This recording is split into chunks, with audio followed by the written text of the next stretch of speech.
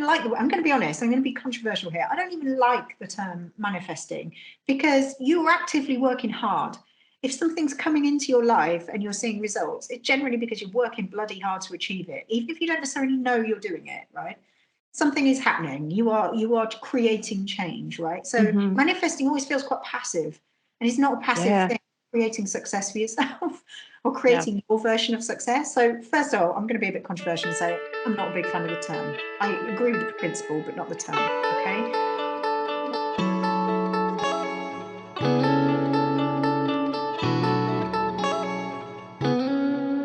Hello. Welcome to the podcast Biz on the Brain with your host, Annemarie, where we talk about how to be your most unapologetic and authentic self in your life and business, how to follow your intuition, how to tap into your inner resources to attract the right kind of clients and really show up with ease everywhere, on social media, on your website, in calls, because why waste time pretending to be someone else for the sake of some kind of construct that is professionality.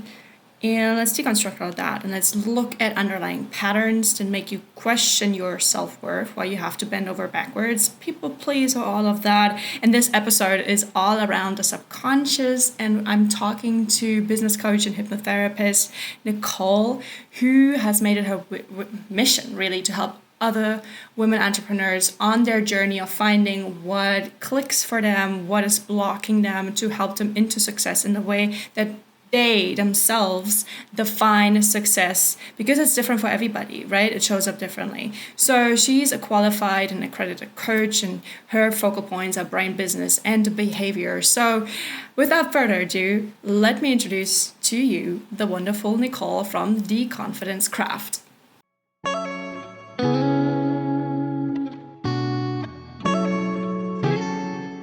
Hello. Thank you, Nicole, for being here on this podcast. I'm so excited to have you.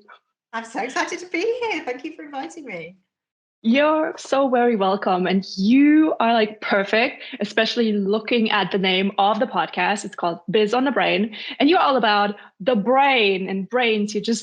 How did you say it? You are about brain, business, and behavior. And all of that is absolutely in my lane. It's absolutely what I'm obsessed with, what I want to talk about, what I want to dive in. And I hope the listeners will as well, because you're qualified in so many areas about psychology. You're an accredited coach. You're looking at different ways to restructure the brain and behavioral approaches. And so break it down for us. What do you do and how can you help us optimize our brains in a gentle and natural way that feels in line with ourselves? Oh, I love that. I love the way that you mentioned gentle and aligned, because that's absolutely how it should be. That's where you get the biggest results. So yeah, I head up the Confidence Craft. So my specific aim is to help women to put themselves out there and show up and to feel really amazing and create the results they really deserve to have in business. And I'm qualified in quite a few different things. So I'm a neuro practitioner and coach, so neuro change coach, NLP, IEMT, which is a form of eye movement therapy that's often used with trauma.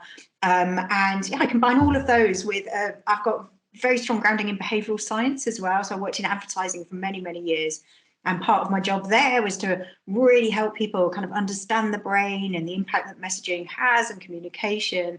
So bring all of that basically together. So kind of really give people a grounding in how to believe and achieve what they want and receive everything that they deserve. I love that. And it's so important to really be mindful of yourself and of your underlying traumas or like patterns and thoughts that no longer serve you. And I think when you're an entrepreneur, it's such a heightened situation in life and business. So those blocks and triggers come up so much more easily. And so many people, I don't know, feel under the impression that it's a private, personal thing, but business can be one of the biggest indicators where things are no longer in line with where you want to be, especially if you have to break through some ceilings, if you want to level up, that's where all of the underlying issues like money blocks or you limit yourself or have limiting beliefs, they all show up. It's so easy for them to appear and you to be, I don't know where this came from, because it doesn't really have anything to do with like a person or a relationship. It doesn't really mirror any like childhood trauma that's very visible, but it is all connected. We're all just like one being, so we can't separate that. So how do you look at business from that perspective? Oh, you know what? As you well know, because you do this, but running a business, it throws up confidence issues that people never have often experienced before.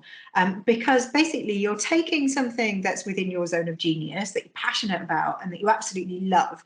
And then all of a sudden you're having to layer on a whole load of skills that are probably nothing to do with you, nothing that you've ever really experienced before. So for example, it may be that suddenly, I don't know, your business is around finance and you love finance and it's amazing, but then you're having to do marketing and you're having to do public speaking and you're having to do sales and business planning and a whole load of stuff that has nothing to do with your core passion and your core reason for being here. And you've suddenly got to wear all of the blinking hats all at the same time and put yourself out there. And one of the things that happens is that makes you feel so vulnerable. Yeah. So one of the biggest fears that women in business will tend to have is that fear of judgment. I've lost count of the amount of women who will happily stand up on a stage in front of a whole load of people and talk, but who daren't post something about their business on their personal Facebook profile because they just think, oh my God, who does she think she is? What are they going to think? Yeah, and it throws up all of those potential insecurities and puts you in situations that you're just not used to, that you've never had to deal with before. And of course, then you're judging yourself. What does success actually look like? Oh my God, what if this goes wrong? There's so many narratives going on in your brain around what other people think of you, around what you think of yourself, around your skills and your capabilities. And then all of a sudden they just all mash into the pot together and that pot starts bubbling. And often even people who've been incredibly successful in corporate careers and who are running really thriving businesses still feel like an imposter. They still don't feel like they're worthy and they're capable and they're truly deserving of the success that they're trying to create for themselves. And that just provides an invisible barrier over and over again that you constantly butt up against. And it's frustrating. It feels annoying. you just want to break through it, but it's really difficult if your own brain is holding you back. Exactly. And then it's also this level of you're your own person, you're your own warrior. So where's this network coming from that helps you with all of these tasks or that helps you with the emotional support when you need it? Because, when you're an entrepreneur, you at the start have to do everything yourself. And I'm like a firm believer of you should have to try everything yourself so you are better at communicating and assessing what is even possible if you do get to a point where you can outsource it. Because often I get clients who ask ridiculous things, but they have no idea that that's not how things work, right? But if they haven't done it, they wouldn't know. And then so many people, if they get caught up like I do, like I wear a million different hats, and at some point it just shifts instantly and I hate everything. I don't like doing this anymore. It's no longer exciting and it doesn't help that I have ADHD in that way. It can flip so easily. And so you want to build a team, but then you have to relinquish control and give other people more of benefit of the doubt and expertise and like shift over that. And so your identity as well about what is an entrepreneur, what is successful, making your own way, paving your own way, gets also challenged in some way, because so many times we get layered on an outside perspective of what success is or should look like or how you run a business. There's so many people who would tell you, shoulds, oughts, musts. And it's so easy to get caught up if you just, in the hustle culture and in the mentality, and you don't even take the breaks to reflect, because sometimes that can also be very challenging and triggering if you just allow yourself the time to like see how far you've come and where you want to go. And when it doesn't align, you don't want to do it. So there's like so many factors that can trigger people. And I think the community that is really, really important. But so much in corporate and business is all about competition. instead of like collaboration. So I feel that is a factor that is really hard to open up to for yourself as well. When you're like, oh my gosh, I'm struggling, but I cannot admit it because I would lose my status as an expert or a credible source or like a potential partner for collaborations. What would they think of me? So it's not just people judging you on that, but it's also people judging you on your potential that you just don't even try to put yourself out there, I think. And that's just ultimately harmful. It's exactly that. I mean, to be honest, the fear of judgment is never rooted in what other people think of you. It's always rooted in what you think of yourself and your own insecurities. Because if you're feeling really confident and really secure in something, you don't give to, which is quite frankly, you know what, you just go on and you do it. So whenever you're worried about what other people are thinking, really it's time to turn inwards and start looking at what you think of yourself, because that will show up where those vulnerabilities are. But you're so right. I mean, oh God, I wish as just business owners, we would have more open dialogues about our weaknesses and our challenges and the things creators and stand in our way, rather than trying to portray kind of this, you know, amazing vision of success all the time, because actually it just paints a really inauthentic picture, and it stops us having the conversations that we need to have, and it builds that sense of imposter syndrome. We constantly feel like we need to fake it so we look like we're making it. And then we're all faking it, and then we all compare ourselves to that facade, and then nobody feels good enough, and we're all lying to each other. Absolutely, that it's like the equivalent of just seeing Hollywood bodies, you know, all the time on screen. You know, it makes you feel inadequate just for being you. And you know what? Honestly, I call bullshit on all this hustle culture now. And you know, it's everywhere I look. Literally this morning, I was just on social media, and within 2 scrolls, literally I'd seen like how I scaled to 80K months in less than a year, and I'm like, oh my God, like, just stop. Just stop. Because the interesting thing I find about that is when you're judging yourself, what happens is you try and progress almost too quickly. And a huge part of business is growing at a pace that fits your brain, that feels right for you. It's no good like going out. Say if you wanted to, I don't know, lose weight, right? We use a very obvious example here, and you want your aim is to fit in a dress and look amazing and be fit and healthy, but then you keep trying to wear the dress before the dress fits you, then what's going to happen? You're going to damage the dress and you're going to feel rubbish about yourself, right? It's not going to have any positive consequences, you actually doing that. But in business, we try and do that all the time. We try and leapfrog and make huge jumps in very short periods of time. And often your mindset hasn't caught up. You know, what I very often work with women who've created phenomenal, I use success in the loosest definition of the word, but have created phenomenal success from an outside perspective looking in very, very quickly. And the problem is, yes, they feel it and they're, you know, proud of themselves, but they're also terrified.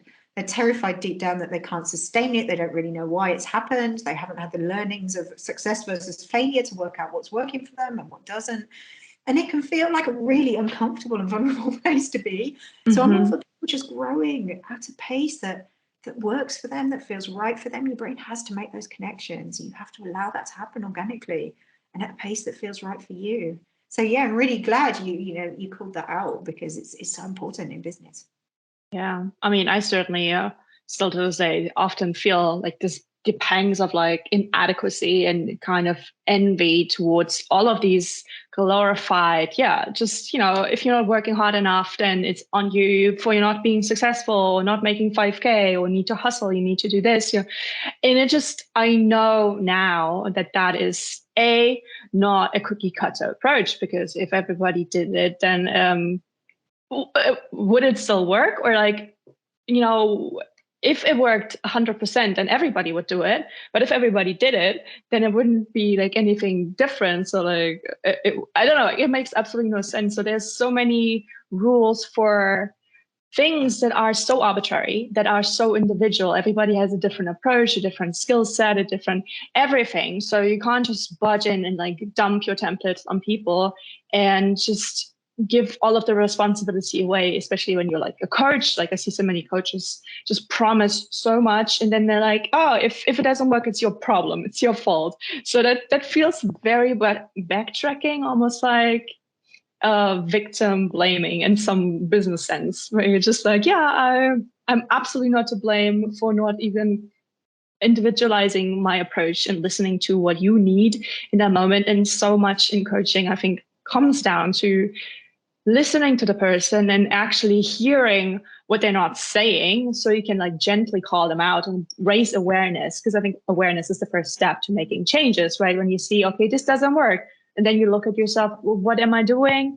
Without judgment, just like, what am I doing? What have I been doing? Because, some people say the definition of crazy is just doing the same thing, expecting a different result. But sometimes it can be the same thing, but your mindset needs to shift. So but if you constantly send out the energy, you're not good enough, or you're like an imposter, and like, why would people hire you? It will reflect in the way you talk to your clients. It will reflect in the way you don't show up online, in all of those ways. And so you can't just run through the to-do list and it just doesn't really make a dent. And I've seen that a lot in my case as well, where I'm like not 100% behind it. I don't feel confident and I'm just putting it out there. But people can sense that in like copy and videos and photos. You can somehow tell.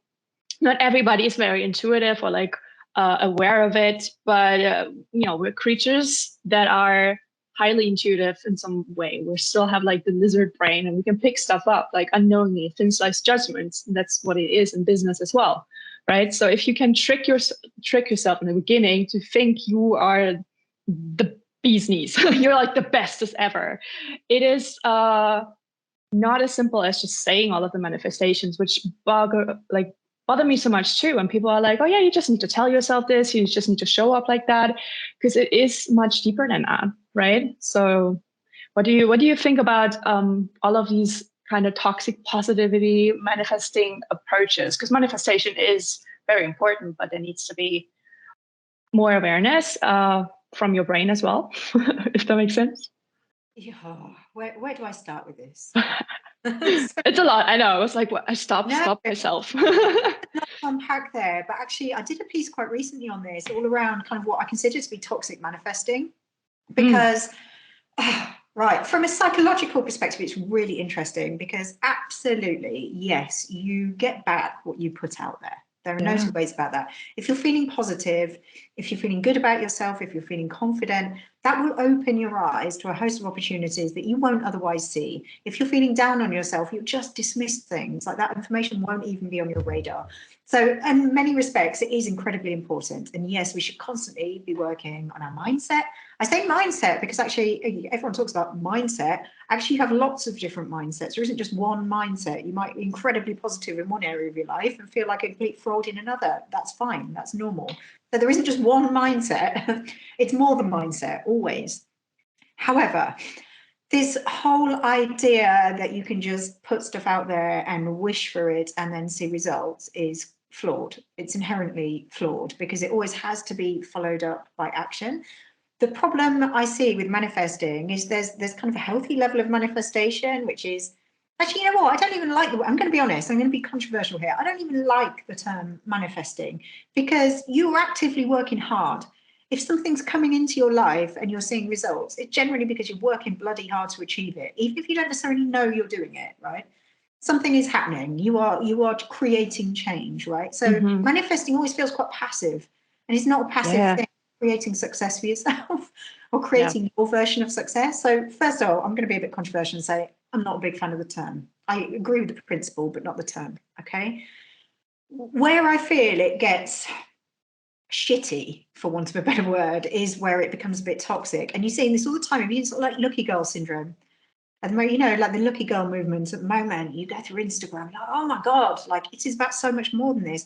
And when it then turns into a blame game, well, obviously you're not manifesting hard enough, you're not vibrating at the right level. Yeah. This is where it becomes a problem, because instead of helping people to achieve what they want, it then becomes a stick to beat themselves up with. And I've seen it happen all the time, and it happens very, very quickly. Oh my God, I'm not achieving what I want. There must be something fundamentally wrong with me. I feel I'm doing all the things, I'm doing all the affirmations, I'm not seeing the result. The problem is me. The problem is me. Now, yes, there probably is stuff that needs unpacking within there, but it doesn't happen just through wishful thinking.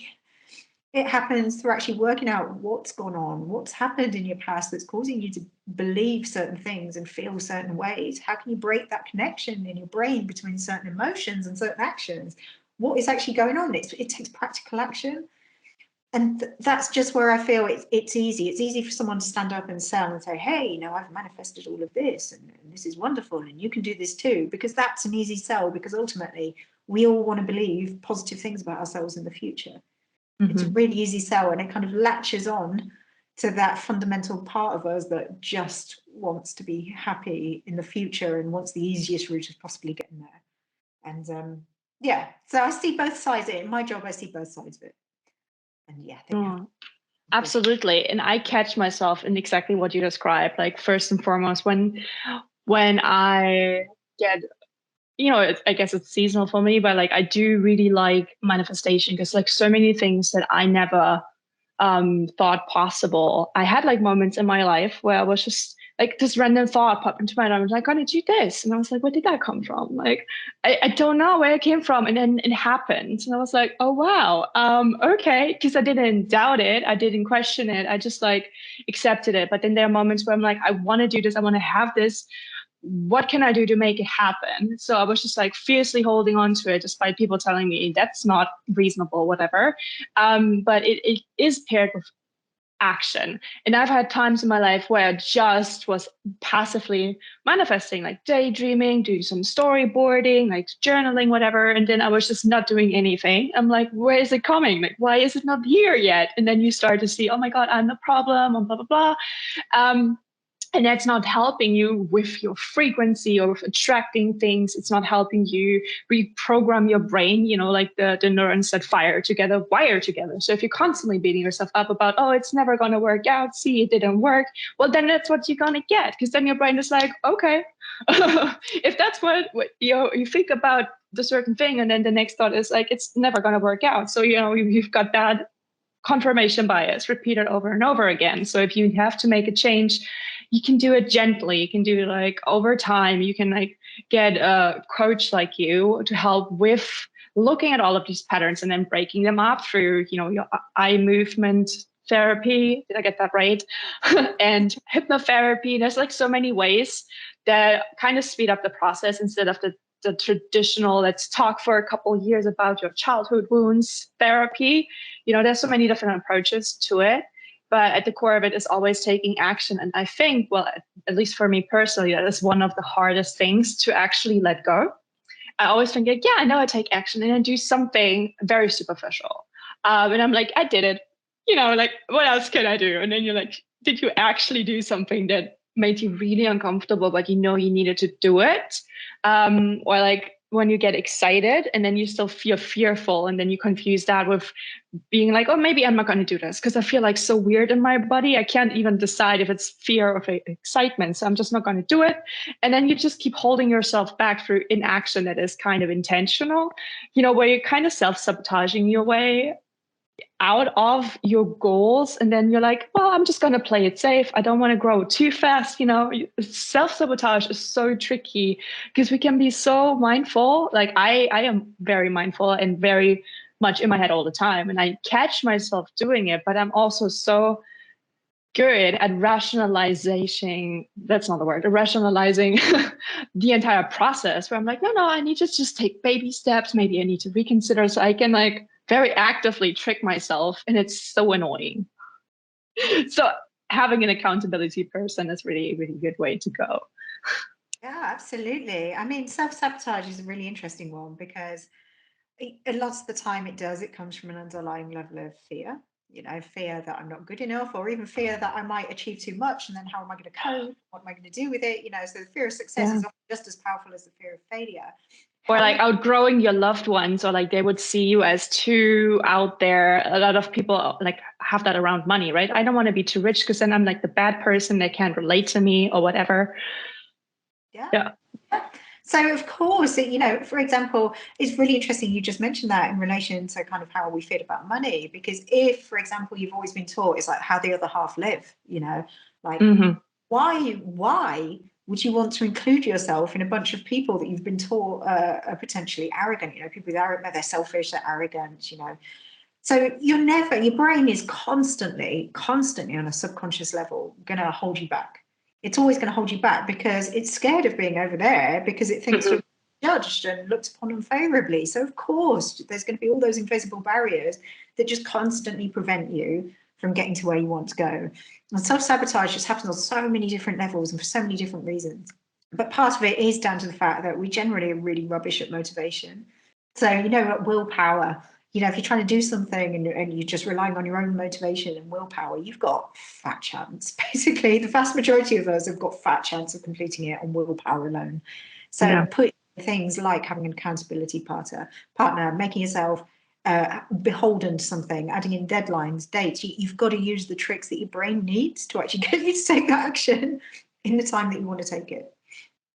And I want to build on that for the neurodivergent listeners, because for especially like people like me with ADHD, you need to figure out or know that our brains also have different incentives for doing stuff. It can't be through punishment or through fear of, ending up on the street. What we need is dopamine. What we need is a challenge. So if you have different timelines, if you find that you need accountability through someone in a specific way, then do that. Because sometimes I don't care if I have an accountability buddy if they just don't up the stakes, or it's just like, I'm going to call you at 5, like I'm going to call you tomorrow, but I'm not going to tell you when. And you're like, oh my God. Or like they call you exactly at 5 p.m. and you need to get that stuff done. It's the same way when they say like, oh, I'm going to show up in 15 minutes at your door. Suddenly you clean your entire apartment, but you have put it off, right? So if you can make it into a game, or if you can like parallel work, something that works for you, and that goes for everybody, regardless of your brain. If you need to really figure out where you work the best, where it's the most comfortable, where you feel the most passionate and excited. And that reflects back to how you find people to hang out with, who you tell something to, especially in the beginning when you have big, grand, lofty goals. You don't want to just tell it to everybody. In a way, it's important to put it out there, but also be mindful of who you talk it to, because some people are they want to cut you down. Some people want to be realistic and protect you, and they will project their energy and assumptions and presumptions onto that, which will affect you, unless you have like ironclad confidence in this thing, it will shake you up and it will break it and then make it really hard. So if you find people who will just support you or actually mentor you through things, you don't have to put it all on one person, but really be mindful of how you feel after hanging out with certain people.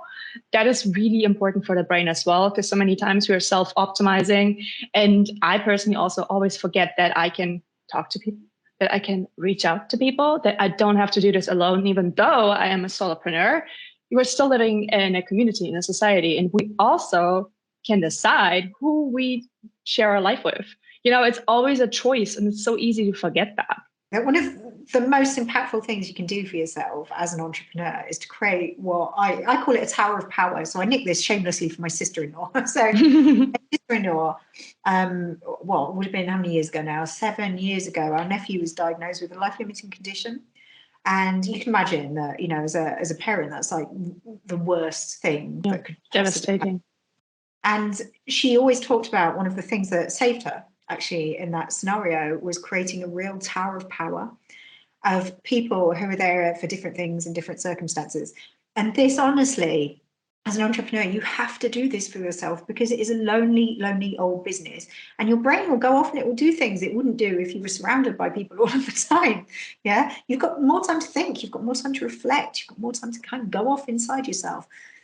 The problem that most people have is we will rely on, say, maybe one or two people.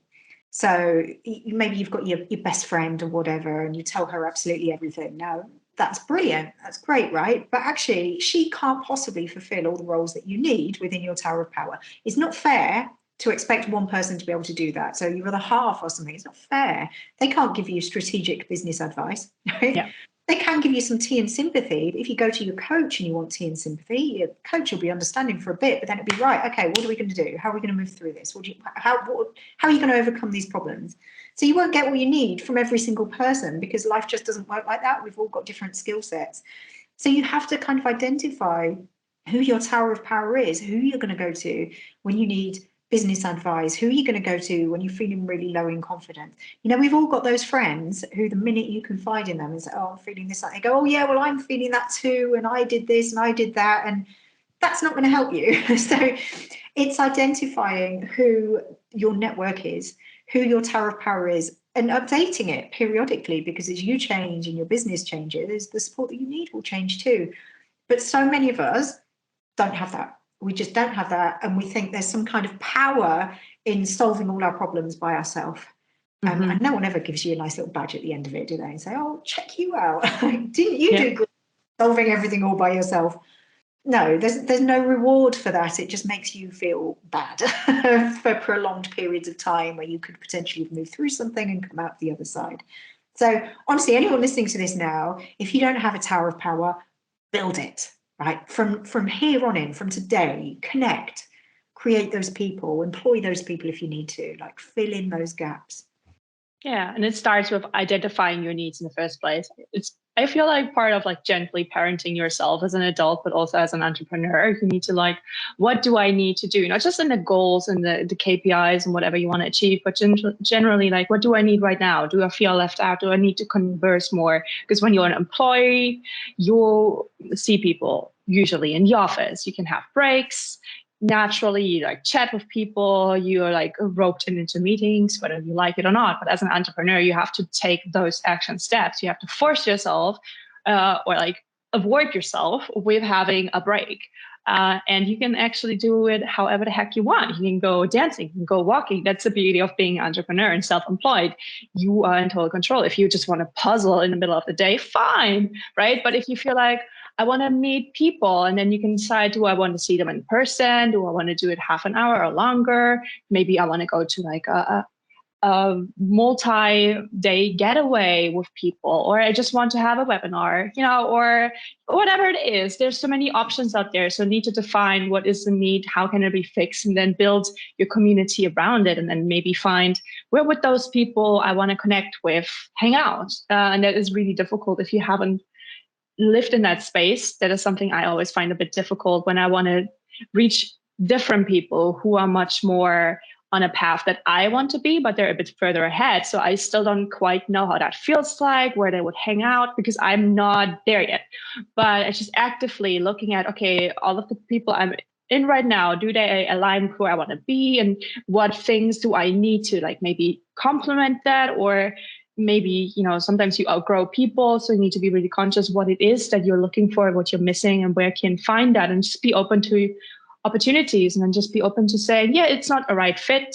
And there's no judgment in that, because sometimes people are not right for you at that moment or ever, or you're not right for them at the same time, right? So you can just go on different networking events, and you can go, different webinars. There's also people meeting. You can just even go to local groups and workshops, even business unrelated things. You can go to a pottery class, or like go horseback riding and then meet people that way, right? It's always about just being open for it. And then you can start seeing the opportunities when you just really pair it like with that manifestation where like, I want to have friends, and this is what they ideally are. I feel so good when I'm with them. I feel so nourished and have amazing conversations, and they go deep, whatever. And then you just seek that out. And every time it's there, you just really bask in it. Or the next time it doesn't work, you're like, okay, I know now what I don't want. So everything is just a step towards something closer, but you have to be really conscious about it if you get to a place where you're not before, because then it's basically teaching your brain something new. And that always takes some time and awareness, like any new skill you learn, right? Oh, absolutely. I find it really interesting that generally we're not always aware of our needs. So when it comes to finding those people, you don't always know who you need to be around. So actually, there are just some areas of life where you will need support, always. So you've got to look at it strategically, actually. You have to think, right, okay, well, emotional support. Who's giving me emotional support in life and business? Fine. If I've got someone that's doing that, that's brilliant. Business support. Now, when you run a business, that you can't exist without it. If you can, it feels like an uphill struggle. You have to have some level of business support, either whether it be strategic, whether it be mindset, whatever it is. You need someone there to help. You need intellectual support, like when you're trying to solve a problem, who's going to help you get there? Who's going to help you get through that? Spiritual, if you're a spiritual person, you need that. Health, wellness, mental well-being. across each of those spheres, you are going to need people to help prop you up and to keep you afloat and to keep you feeling good and project you in the right direction. And that can come in a whole manner of different ways. Things like networking, for example, you mentioned, they're absolutely brilliant, but you've got to find your right tribe. So it's always going to be a bit of trial and error, and it's not always going to feel good, but it will change. And this is the thing. And the one thing I do see is often I'll have clients who've got amazing towers of power, but say, for example, they've been with the same business coach, I don't know, for 2-3 years, but their business suddenly explodes, or they want to take it in a different direction. And that fresh perspective all of a sudden becomes very, very valuable. So, it's constantly working out where can you update, where are your needs not being served as well as they could be, and looking across each of those parameters to see where there's gaps that you can fit in. So you don't always have to know, you can just examine and explore and research and see what pops up. Exactly. But what pops up for me there is just like some kind of guilt, when you outgrow people and then you're like, oh no, I kind of want to keep this coach because I like them, but actually it doesn't work anymore properly because, they serve from their zone of genius and I kind of outgrew that. So they are ready to serve other people. And I'm holding that space by not leveling up and feeling guilty and kind of obligated to them. But at the end of the day, it's just really fair to yourself and other people to be transparent and honest and say where you want to go. And then you can still, stay in touch. You can still be connected. And I think there's part of like so many issues, the underlying issues that can come up as an entrepreneur, like the tall poppy syndrome, where you're like, I don't want to be better than other people or look higher and holier than thou if I do this. And if I really outgrow into a different direction. And again, I think it comes down to all of the old patterns and beliefs that don't serve you anymore, but they are so deeply ingrained. Especially it's hard when other people around you are not doing that work, are not being that mindful. Even if you tell them, try to alleviate any potential worries, you're like, yeah, I might just really become like a millionaire next month or whatever, but I'm still going to be, this person to you, and I'm still not going to abandon my values and virtues. And some people will be triggered by your success or failures or the way you just authentically show up, and will remind you used to be like that, no matter where you are in life. People will always do that. Sometimes people benefited from you being in that space and having no boundaries maybe, or just being very people pleasing, for instance. So it's really this discomfort of being okay with just growing, and then other people not growing with you, because everybody grows at their own pace. Yeah. And what you've just described there, the people pleasing element of it is absolutely huge, because when you run a business, your whole desire is to please everyone. You want to create a business where you show up, you do the work, and people really value you, right? So often things like that will come out. And it's interesting you saying that feeling of letting yourself down. I've let other coaches down potentially, when you've outgrown someone. I would say actually periodically you want to mix things up.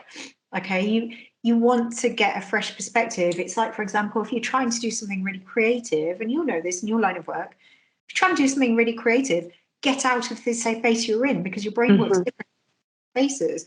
Sometimes it's exactly the same. You've been doing strategically the same stuff with the same coach, and you just need someone to breathe some new life into something. It's not about the person that you work with. It's nothing to do with that. It's to do with you and fostering those relationships. You might go back. I mean, I've worked with lots of different business coaches, and recently I ended with my kind of long-term business coach for a while. We've taken a pause. I'm working with someone else, and in that space of less than 2 months, I've come up with a whole load of completely new ideas that just wouldn't have occurred to me when I was still working with my previous coach. That's not to say she wasn't absolutely brilliant, because she is, and I will go back and work with her again at some point, but I just needed a bit of new life and a new breath, a bit of oxygen. Yeah. So the whole point with that is to never be afraid of changing. But you hit on something there that I think is also really important, because what I see a tremendous amount of, right, huge, in fact, I've lost count of the amount of women that I've worked with who've gone through this process where they've invested in help. So it's like, oh my God, yes, I'm going to build my tower of power. I'm going to invest in such and such because they've done amazing. They can really highly recommend it. And they don't get the results they want. And you said, often it's like, oh God, well, obviously the problem's me. Often the problem is the fact that the building blocks that sit underneath aren't there yet. So you can go as strategic as you like and change your strategy and get someone else in and decide you're going to go off in a different business direction. But if you're doubting yourself underneath, if there are things that are sitting there and narratives that keep playing out in your brain, like those little voices that are just whispering certain things to you, it doesn't matter how much you change the strategy, it's never going to feel like it fits. And this is what I see all the time, is people investing a lot of money in coaches and courses and business support and business help, and then feeling like they're a risky investment because they haven't got the results they want. Whereas really, you sort out what's sitting underneath it. And then when you do those things, you fly, like you fly quickly. And to a degree, you're right. It's taking that level of responsibility, but also understanding that, you can't make your car go really fast if it doesn't have petrol in it. Mm-hmm. If the engine isn't working correctly, it doesn't matter how fast your car is and how much you spent on it. It's not going to work. It's not going to get you to where you want to go. It's not going to be reliable. So a huge amount of building your business confidence and taking ownership of what it is that you want to do is making sure that the foundations are there, they're complete and they're strong. Exactly. You don't want a Jenga tower where everything is like pulled out from below and then you just layer it on top and on top and you're like, well, why is my business feeling so insecure? Because you are insecure at the core, and there's nothing wrong with it, but there's just, I think you have to work on 2 levels all the time as an entrepreneur, which already is exhausting. Your mind and then your business, like the outside factors, because the inside world will reflect in the outside as well, That Jenga analogy is great because it's true. You don't even notice how wobbly things are until they get taller and higher. And then The more you layer on, the more wobbly things feel. And that's when you have to do the work. And then all of a sudden, once those foundations are strong, you can keep going and going and going and going. And there's nothing will stop you because what's sitting underneath it is rock solid. Exactly. And so many people don't do that because actually the strategy is a quick fix. It's like, God, well, if I pay someone to sort that out, if I pay someone to do my marketing for me, then suddenly my business is going to fly because it doesn't always work like that. Exactly. Kind of got to know what you need in here. Yeah, and with these quick fixes, like one of my biggest pet peeves, which is what I'm like working with clients on, is when people just couple together all these different pieces of advice, and the noise is always so loud and so tempting to listen to the experts on specific things, like optimize your Pinterest, optimize your Instagram, optimize the video, optimize the photo, and then you just follow all of these different advice, and the entire thing that you put out there just feels like a Frankenstein's monster situation. Everything is just different. Everything is just a bit out of line, and it doesn't really feel like you. It feels really hard to upkeep because you have to constantly juggle all of these things and different strategies in your brain, because so many people out there are experts, but so few people just do a general like bird's eye spring cleaning sweeping through the business, unless they're like a consultant, but even then that gets very specific on certain things.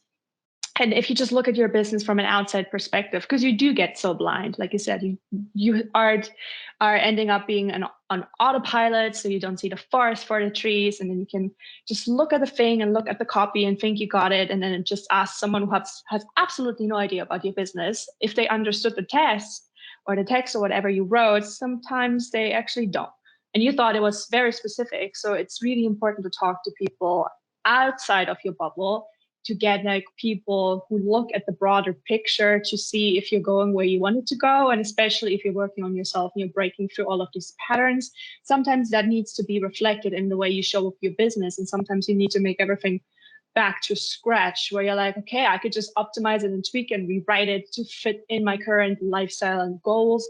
But maybe I just need to completely redo the website, maybe just slim it down, whatever, or get off of the social media channels, whatever is necessary to just, kill your darlings in some way, where you just be making a grand sweep to help you clear your path, instead of just trying to build and build and build. Sometimes it's not necessary, or it just distracts you. It's like the fallacy costs are too high, and some people still build on and invest where it's no point in investing. Yeah, I mean that point of diminishing returns is absolutely huge. I mean, in marketing, Right. I want to say the sunken cost fallacy is what I wanted to say. a business term, like you invest in something that like, if you just let it go, write it off, like you just invested it didn't go anywhere. Don't just invest more into something that's not going anywhere. Just save it, just let it go. Yeah, and knowing that, and actually your mindset is so important around that as well, because it's so easy to write those things off as failures. But the fact of the matter is that whenever you do something, even if it doesn't give you the outcome that you want, you've learned something. Hopefully, you know what you will do differently next time, and that is worth its weight in gold anyway. And I think we've just got to be a bit kinder to ourselves, actually, and say, look, my whole purpose of my business is to experiment and try things out. Even if you get something absolutely spot on and nailed and right and it pays back dividends, it doesn't mean that you can continue to see those same effects as time goes on. And we've all seen over these last few years, like life throws in some serious curveballs, completely beyond your control. And actually, this kind of goes back to the manifesting thing as well, because it's important to acknowledge that there's only so much influence that you're ever going to have in your own life, right? Yeah. That shit will happen. And it will happen to amazingly brilliant, motivated, positive people, right? Regardless, right? You can't control every factor of your life. So actually being able to say, right, okay, well, this has happened, but I'm forward focused now. Let's deconstruct what went wrong last time. Let's have a look at how we can change the outcome for next time. And being constantly on a trajectory that moves you forwards and beyond those things is so, so important when you're in a business. And so many people will stew, like, oh, I've had a launch and it's flopped, therefore what I'm doing isn't worthy, or what I'm doing isn't valuable, rather than actually going and saying, well, okay, well, did I talk about it enough? Did I give it enough time? Did I give it breathing space? Did I talk about it using the right words? And it's just literally being a mechanic. It's opening the lid of the bonnet and having a look underneath and seeing what's going on and what you can change to actually optimize the performance.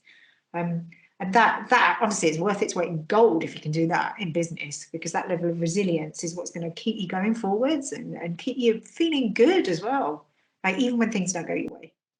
Exactly. And it's this perseverance that really is one of the core qualities of entrepreneurship.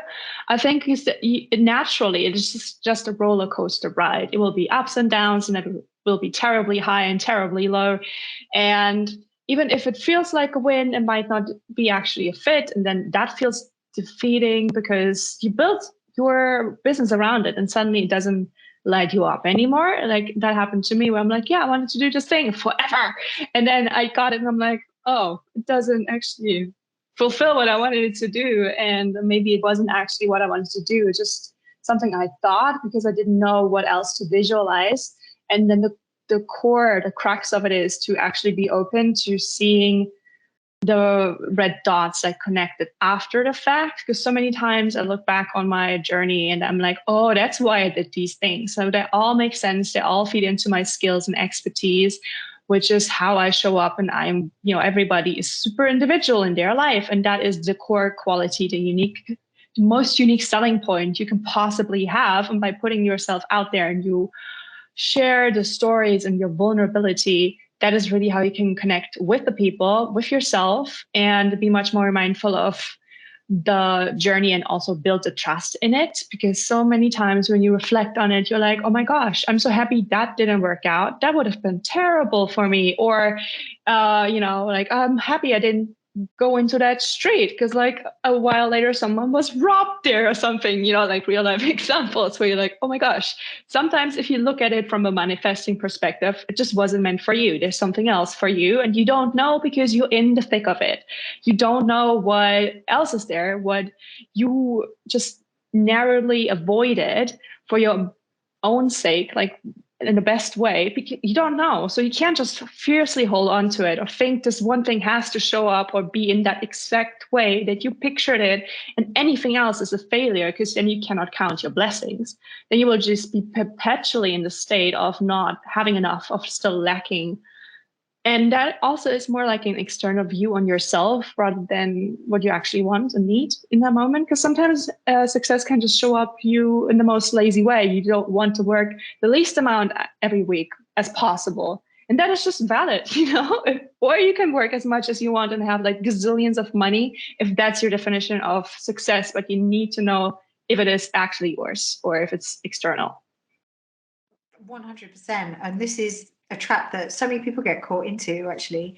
And in fact, I've got a client I've been working with recently who's had exactly the same thing. So if you look at it on the face of it, she's ticked every single box with her business. So amazing research agency, it's gone multinational. You know, she's earning money that she could never, ever have dreamed of before when she was in employment, and feeling absolutely, utterly hollow, knackered, dejected, even though she's achieved everything she wanted to achieve. And you know, it's really important to actually break down why, what is going on. And the fact of the matter is, she's created almost a millstone around her neck, because her definition of success is freedom, is time. It's not to do with money at all. It's time. It's the ability to just up sticks. It's not the big house. It's the ability to go and live all over the world if she wants to. And she's been completely disconnected to that. And she's built a business that's ticked all the boxes of success, but hasn't allowed her to actually fulfill what she really needs deep in here. And this is a trap that so many of us get caught into. It's like, oh my God, I must make the 10K months or the 100K year, whatever. Why? Why do you need that? I want financial freedom. This is what I always hear. I want financial freedom. Okay, what does financial freedom actually mean to you? Because your version of financial freedom will look very different to mine, which will look very different to yours. What does it actually look like in monetary terms? Why do you need that level of cash? You know, or are you just saying, okay, well, I want to wait what corporate salary was because that gives me financial freedom? You know, there's usually so much more sitting underneath it. So if you're disconnected from what it is you really need in here, what this is telling you, it's never going to feel good enough. And you're always going to feel like a failure, even when you're ticking all the boxes. And exactly. You've got to lean into that. Yeah, because at the core, like, you don't want money just to have money. You don't just want to be like, you know, what's the duck name in English? In Germany, we call it Dagobert duck. I keep forgetting some Scottish name, you know, from Disney, the duck who's swimming in all of the gold. Scrooge McDuck, right? You don't know Scrooge? Well, he's just basically, his favorite hobby is going to his tower that is completely filled with gold coins. And then sometimes he takes a bath and she's just swimming around the gold coins and just having a blast, just having money. That is his entire identity. And yeah, so maybe you don't want to do that. Maybe it doesn't actually matter to you. And one thing that I found when I reflected on myself was that when I was a graduate, I actually really was so miserable. I couldn't find a job. So I was like, anybody give me any job. I don't care at this point. But what I cared about was needed some access to an airport so I can get away. And it needed to have like a specific number of income that would make it worth my while to be miserable. That was my trade-off. That was like my goal. I needed to have like this starter money so I would survive mentally and endure. And then that didn't work out. So I started traveling the world and like starting my freelancing business. And basically I was just living on a backpacker budget and I didn't really make money for months, but I was the happiest ever.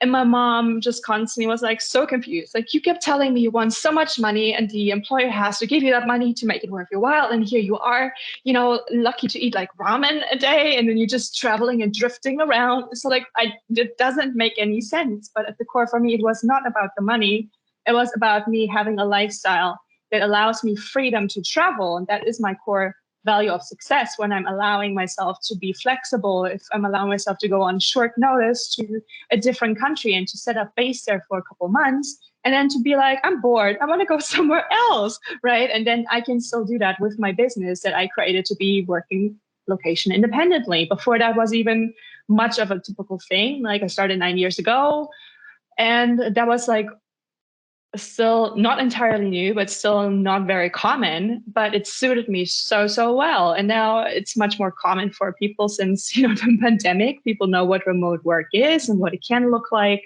And I really like this shift in perspective for companies or like employees who realize, okay, we can have more choice in what we request and actually how we can be more productive and demand more of that. That's what I really love about Gen Z, when they have expectations and they say them out loud, and they can tell people, I work the best in the morning or in the afternoon, or I need some support here, I need some noise canceling headphones there. And there's nothing entitled about it when you know that that's how you show up the best for your company. And then the company doesn't treat you like a robot. But sometimes I catch myself treating myself as that. As an entrepreneur, it's so hard because you're your own boss, you're your own employee, so you can push yourself. Nobody's going to show up magically and tell you, please take a break. You're being ridiculous, you know? So it's so hard to, I don't know, combat those underlying issues as well when they can overcorrect you. Yeah. Part of being an entrepreneur is creating a business that works for you, that feeds your soul, right?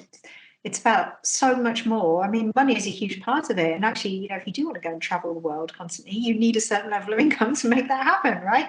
So it's just always looking at what those needs are that sit underneath of you. Like, for example, for me, I have to get out. You know, like during lockdown, it made it so apparent to me that if I'm in the house for prolonged periods of time, I go slightly bonkers. I Me too. feel like a caged animal. So for me, part of my business day has been, right, okay, well, I don't need to be at my desk at 9 o'clock in the morning. You know, sometimes I need to be out walking while the sun is out, and then I will start my day later. And actually, we all should embrace that because we're not employed anymore and we are our own bosses. And so you've got this opportunity to fulfill your needs in a way that you never, ever have when you're employed. You can just, you know, take an hour in the middle of the day if you want to go for a run. You can just up sticks and go and work from another country. But so many of us are scared because we've got all those shoulds on top of us of what employment actually looks like because of years of conditioning. So yeah, shaking that off, I think, is just one of the most liberating things you can do for yourself in your business. You know, maybe I want to work 16 hours a week and that's it. You know, maybe I don't want to earn as much, but I want to earn, like, what's important to me is time. In which case, having the confidence to do that and create a business and put strategies in place that fulfill that constantly come back to that vision of what it is that you want and need, that is the most powerful thing. It really is. It really is true. Yeah. And so it's really important to listen to yourself, to check in with yourself occasionally. It doesn't have to be like every hour. You need to like do a mind scan, mind and body scan, whatever. But sometimes it's just some inner knowing I found really important, especially so many entrepreneurs seem to have it, this intuition, just sort of like, this feels like a right investment or this doesn't make sense. And then it's only when you ignore it that things kind of derail, because on paper, there's a lot of pros and cons. And then you just try to logic your way into things. But sometimes as an entrepreneur, you have to really follow your gut and say, absolutely, I will not use this approach. I will not buy this product or work with this coach.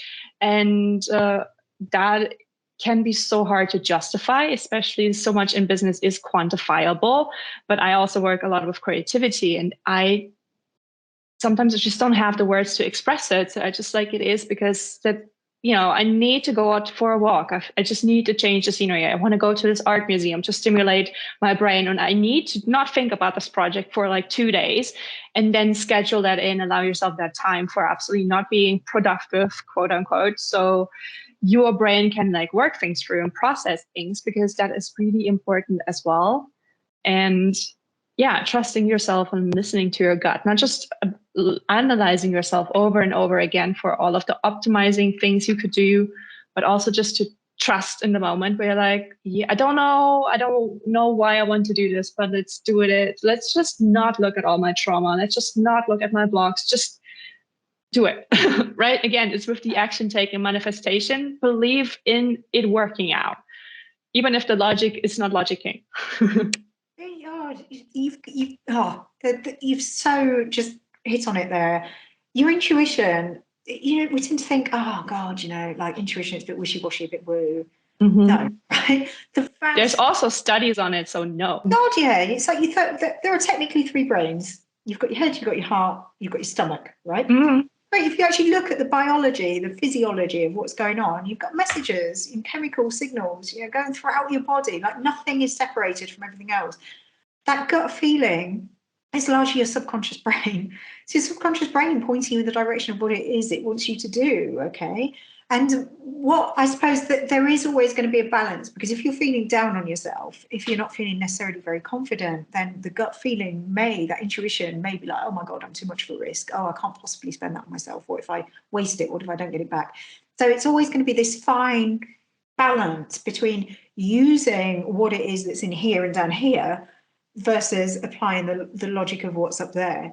And that's where the best decision making comes from, because you're really listening. You're not zoning out those fundamental feelings. You're actually listening to them, but then you're applying a level of logic. Okay, why am I feeling like that? What just feels so good about this? You know, what can I learn from this? So it's always, when you're making decisions within your business, it's always absolutely brilliant to tune in and listen to your intuition, as long as it's taking you a direction that you want to go.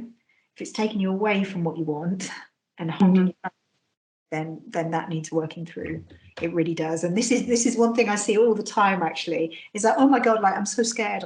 Like that's a gut reaction again. But you know, in your logical brain, you actually know what you really, really want. You know that's not going to help you. So yeah, if your intuition is getting you to where you want to go, turbocharge it, go with it, listen to it, because it's so, so valuable. But if there's little things holding you back, just have a little word. Yeah, exactly. And I think that ties back into the community, because if you only have this little voice and you're feeling unsure already because it doesn't make sense, and you don't grant yourself the action, because sometimes, like very often, I know what I want to do, but then I'm holding myself back from it. I need something else. Sometimes it's just like affirmation from somebody else. It has to be really specific who it is, because I can't just dump it on a person who will not hold a space or give me the trust, or just affirm that they got my back, whatever happens. You know, some people will come at you with reality. They give you a little tough love, and maybe in that moment, this is exactly not what you need. And then over time, you train yourself to ignore your inner voice, because you start listening to other people's advice and the logic. And then you overall feel miserable. Maybe again, the success is coming in some form, but it doesn't feel aligned to who you are or in the way that you want it to be. And I read this book, Chillpreneur by Denise Duffield Thomas, and she said something that really stuck with me, because she was like, so how do you picture success? How would you picture a successful woman? And then she was like, is this actually just something that you saw on TV, or is it how you would like to be as an like successful woman? And that shook me, because what I pictured was, you know, woman in the suit wearing like super killer heels, looking perfect. And I don't actually want to live like that. That's too much upkeep. I would need a makeup team to like force me into this and wrangle me into all of that. And I might do it for like a show, but I really would hate it so much. Yes, I would like to wear colorful suits and all of the rainbow colors just for funsies, but they need to be comfortable. They need to be stretchy. I need to do cross-legged sitting in them, right? I don't want them to tear, right? Or I want to wear the most comfortable shoes. Please don't ever give me high heels. I will die, right? And it could just be wearing the most comfortable, luxurious luxury sweaters in your home, or having the updo fit, like hairdo, whatever it is. It doesn't actually mean that it's successful. But the thing is, if you already picture that and how you feel in it, you can look at your wardrobe and see if there's absolutely no match there. Or maybe you have some similar items. So wear them, bask in that feeling of, I have this abundance already. I have like these nice threads on, and that can be successful. I don't need somebody telling me I need to look like Gossip Girl to tell me that that's successful. Right. And so that was really an eye opener for me to realize, again, some other perception was layering onto what I thought is the visual or the epiphany of what it looks like to be successful. Like that, no. So yeah, again, the mindfulness comes in, and then maybe your intuition when you just wear certain clothing. Do you feel like you're dressing up, like in a not cool sense, like you're costuming, cosplaying a character? Or do you feel, yes, I can grow into that. I feel really comfortable in it already. Something like that, you know, your gut will tell you if you feel expansive or more like constrictive in your clothes, and it should be comfortable, especially if you're neurodivergent, and clothes sometimes feel literally uncomfortable and painful. So yeah, I mean, your physical environment's going to affect what happens in your head. You really made me laugh there, actually, because one of the things, depending on who you follow on Instagram, but I follow some very, very high-end coaches, and obviously, you know, a huge part of what they do is travel the world and go to amazing locations, constantly on yachts in Dubai, you know, bikinis looking utterly glamorous and coiffured. And that really made me laugh because, yes, that is the typical definition of success, right? Wow, Right. you made it, they're living their best life, and it's just amazing and brilliant. Well done them, because like that's obviously what their version of success looks like. If I had to live like that myself, I'd find it really, really stressful. And one of the coaches actually put up, she was talking about how important it is to look after yourself and your mental well-being and your physical health. And she put up what she does over the course of a month. And honestly, a good 80% of it, I was like, what is that? Like, what is I don't know, like a infrared, blah, blah, blah. Like, I've never even heard of that. I can't imagine devoting time to doing it. Like, my version of that would be, I'll be in a field of llamas, like wearing Oh, wellies over the sun. Whatever it is, whatever that looks like for you, that's what you want to be growing into. And that's the point be making decisions from, like not to aspire to be someone else, because I know if I had to like constantly be coiffed, I'd be miserable. yeah. And that, my story, someone said to me the other day off my Instagram story. So obviously, I do videos, I'm sitting here in my office and I've got my hair done or whatever. But I also do plenty of stories where I'm out and about tramping in a field or whatever, the wind and rain. And they said that's really brave. Like I actually can't show up unless I've got a full face of makeup and my hair done. And like, you know what, actually, I've had to let that go. I've gone through that phase and I've come out the other side, because I realised actually if I waited for those periods of time where I am coiffed and I've got my hair done and my makeup done, I wouldn't do it at all. Like I wouldn't, waiting. Exactly. I'd wait the time ago and it'd be gone. And what's better, what's going to have more impact in my life, and what the future successful version of me really wants and needs, is either me not showing up half the time or me actually just showing up as I am and talking and speaking to people and connecting, which is going to have the biggest impact out of the two. Neither of those situations are perfect for me, but which one has the biggest impact? Which one is going to create and bring that future version of me closer sooner? And it is the me just showing up however I am and just learning to be okay with that. So yeah, your own personal definition of success, not what we've been fed and what we've been seeing, is so, so important, because you make decisions from that place and it's got to connect with you. Exactly. And that's the beautiful shift in social media we're seeing these days, that people are much more lenient after this year full of Zooming to how people show up. People will still criticize you. Random strangers will tell you look ugly in whatever way. If you wear makeup, if you don't wear makeup, you cannot please everybody. And there will always people who will be continuously displeased. Not your job, not your business. Block them, and I have so many people and my clients tell me that one of the biggest blocks, like you said, is just, I don't have the time to just put the makeup on and like select the clothing and set up all the equipment, and they just don't show up. But again, showing up in all of the ways you are on that particular day really helps you connect with people and actually create that community for others and for yourself, of being in a space that feels much more impactful, that feels much more collaborative, and that feels authentic. Because I do not want to work with an expert who feels so shiny that I cannot hold on to that. I don't relate to that. Then I feel inadequate sharing my struggles, because I think they would just tell me, focus harder, or work harder, like some other nonsense that doesn't really feel appreciative, that's just very dismissive. And so if you allow yourself to show up without makeup and just share your thoughts, you will realize that people will not stone you online. You're still good, and you will find women who will actually congratulate you on it, and then build each other up that way. For me personally, it started like literally when I started my freelancing in Australia, and I worked with a bunch of tourism companies, and then we went through the Outback a couple times, which I absolutely love. But it was so hot that my makeup just melted off my face. Like every hour I was like, I don't want to keep doing makeup. I hate it. This is stupid. I look stupid. I feel gross. And I'm just going to film anyway. And then I just film things. I work with different angles. You can always hide your bad hair days day with a hat. You can always show yourself from the back, or you can actually just tell people I'm a sweaty mess. This is what happens when you go travel the outback this time of the year, or all of the flies are going to creep up your nose. This is the reality of it. Please don't tell me everything's gorgeous.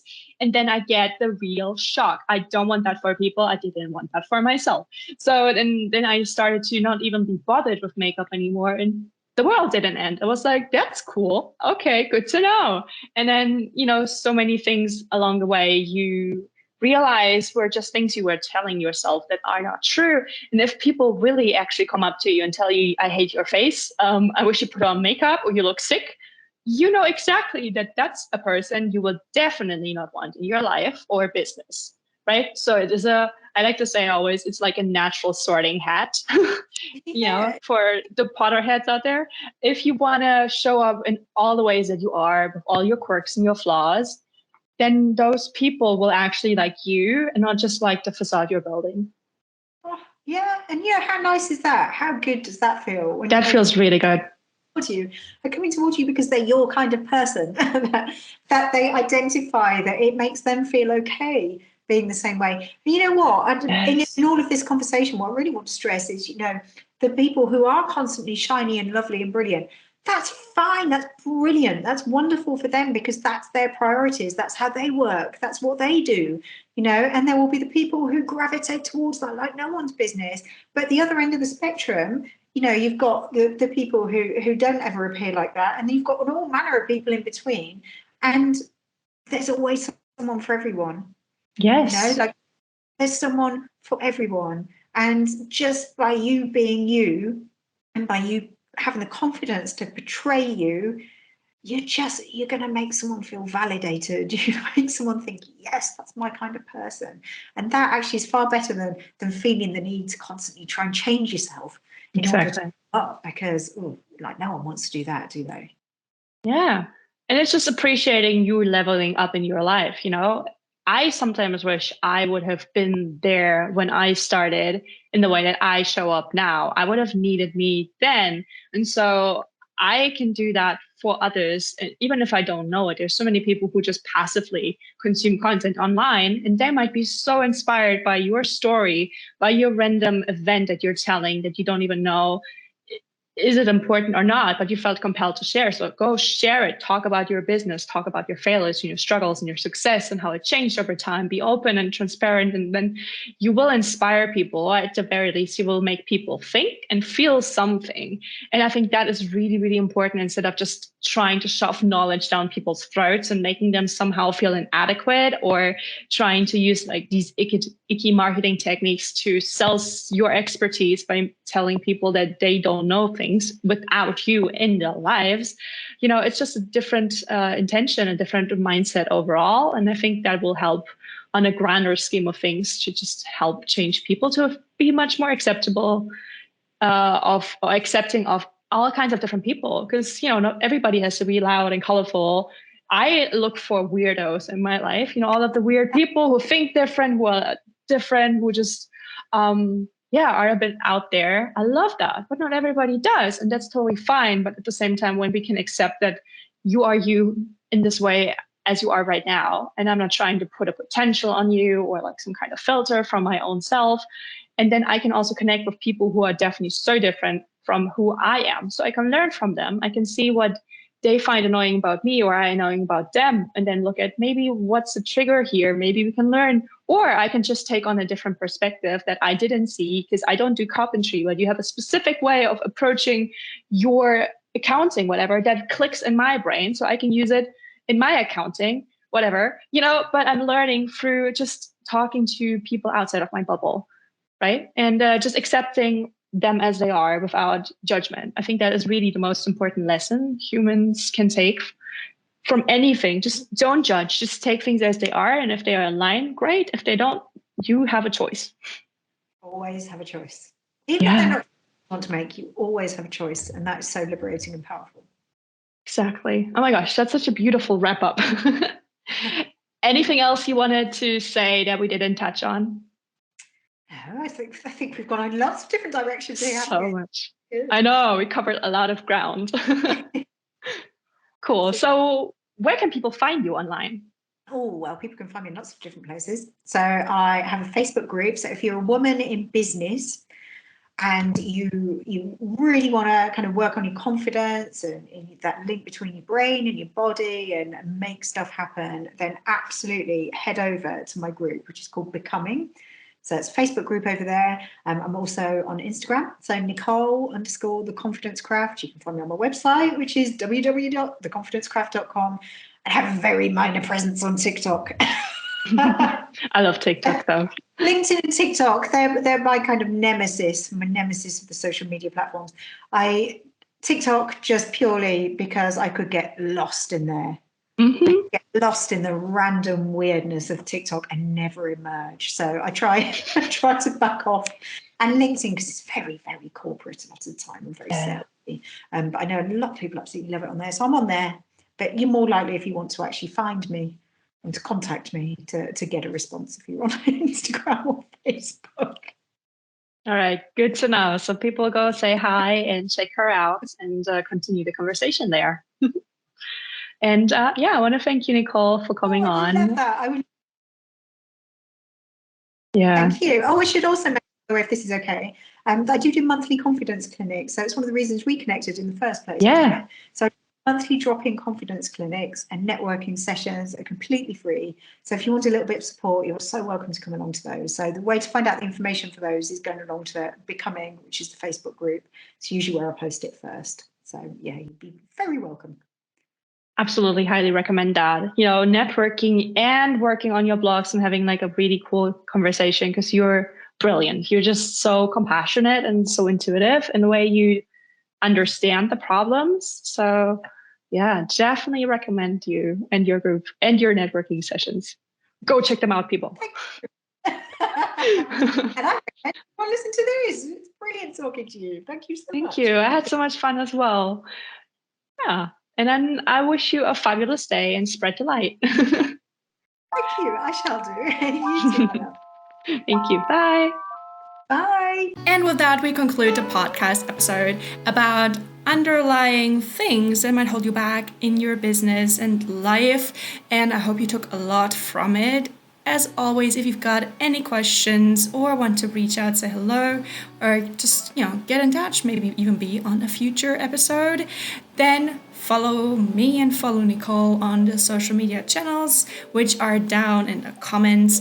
And you can click on them, you can follow us for updates, because it is so important, I think, which is why I started a podcast, to keep conversations going, to keep externalizing thoughts and get different perspectives and opinions and lift tips and tricks on how to be more aligned with yourself, with your business, and work on yourself. It is a constant process. You're never fully healed, or you're never fully matured or grown up, or have reduced all of the blocks that held you back. It is constantly ever changing, and I think it's really important to talk to other people about it, so you can self-reflect, you can hear things that sometimes are so easy, but we are blind to it, which is why I love conversation, and which is why I love capturing those conversations here in this podcast, Biz on the Brain. So if you liked it, follow and subscribe, and check us out on all of the different platforms online, social media, so you stay in the loop. Say hello, maybe you're on a future episode. And with that, I wish you a fabulous week, and say bye-bye.